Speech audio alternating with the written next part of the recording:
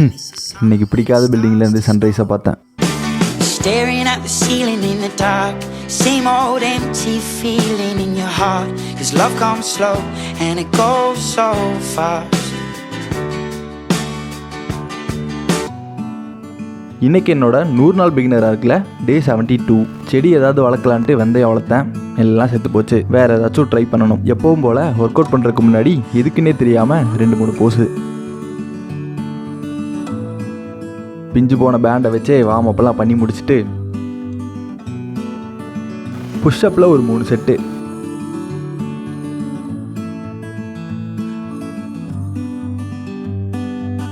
அப்புறமா frock stand.